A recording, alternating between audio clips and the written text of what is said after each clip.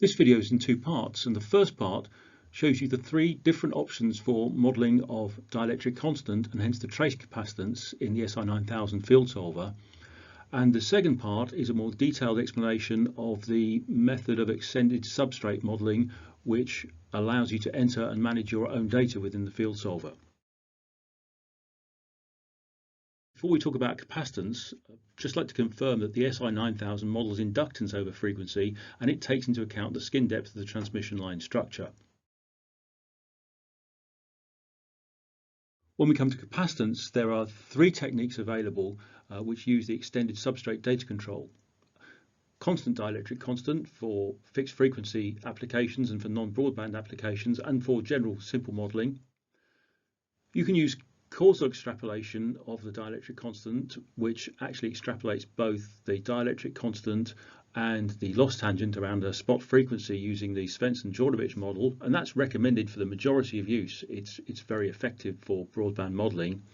And thirdly, if you want to take lots of data from your own materials, you can use multiple dielectric constant and tan delta using your own or your material supplier's data. This is the extended substrate data control, and you can see here the three methods: constant ER, tan D, causally extrapolate, or multiple epsilon R tan D. Constant ER, simplest for fixed frequency, or if you're just doing simple modelling, it maintains a flat dielectric constant over the whole frequency range, and I can just demonstrate that by going to a graph of capacitance and running a calculation, and you can see the capacitance remains flat over the whole frequency band. We move to causally extrapolate and run a calculation again. Here we're using Svensson-Djordjevic method to take a single point and extrapolate the capacitance based on modelling. You can look at that in detail through the edit button here, and this shows you how Svensson-Djordjevic models both the capacitance and the loss tangent over a range of frequencies.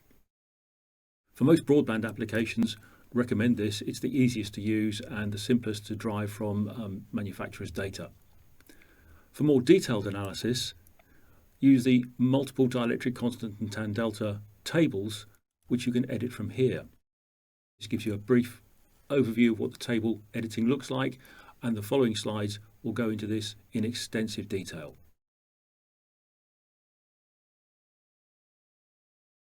Part 2 looks at the capability of extended substrate data tables in more detail.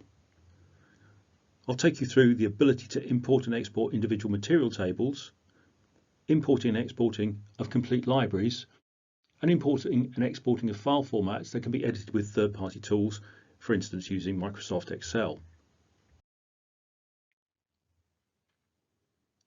As we saw in part 1, the third selection in the extended substrate data area of the Si9000 is the multiple ER tan D, and if you click on the edit button here, it takes you into the extended substrate data options. The extended substrate data tab has a number of areas. In the top half of the tab, you've got a data table available for each substrate region. So the more substrates in the structure selected, the more drop downs you'll have here to select the type of material in each section of the structure. In the bottom half of the dialog, there's an area for managing the library data. The following slides will look at that in more detail. The first drop-down identifies the laminate vendor and material family.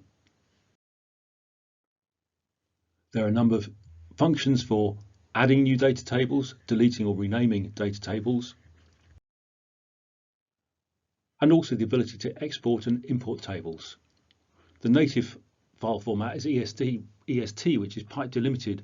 That's not always so easy to edit in other tools, but you can actually, from version 2003 onwards, select CSV, which allows you to edit in Microsoft Excel.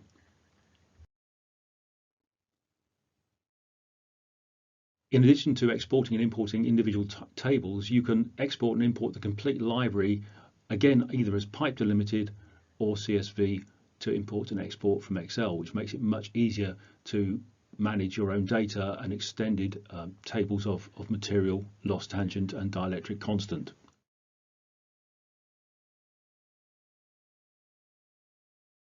To edit the table itself, this next area lets you edit, add and delete individual frequencies within the table, tie up with the data that you've got in your own database. And here's an example in this particular table for Si9000e-HR, a number of different frequencies and the dielectric constant at each frequency and the associated loss tangent for that particular material. From 2003 onwards, we can now store up to 1,000 tables. The initial Si9000 stored 100 tables, which was adequate for most people, but we find some customers now using a far larger number of data entries, and so you can now store up to 1,000 different data tables within the library of the Si9000. So the two controls we talked about earlier, where you can export and import individual tables, so the EST or CSV is an individual table of a material, or the library here lets you import and export every table in the library. So it's a one table or all tables export and import function. When you use the export or import, you can then choose in the drop down in the file dialog whether you save in the pipe delimited or the CSV format.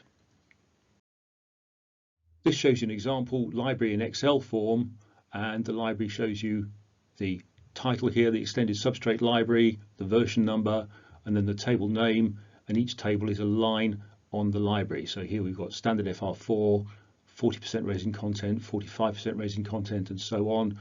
The solder mask, another type of material, and here a specific manufacturer material, in this case Si9000e-HR. You can use the export and import of the library to share it with other users within your organization, so it allows you to export a complete library, and then users can work on a common database of materials when they're doing modeling. Thank you for viewing this Si9000 capacitance and extended substrate library guide. If you've got any more questions, please do feel free to contact Polarcare, and we'd be delighted to answer any questions for you. And if you'd like any further information, please do contact your local office, and the contact details are shown on this screen.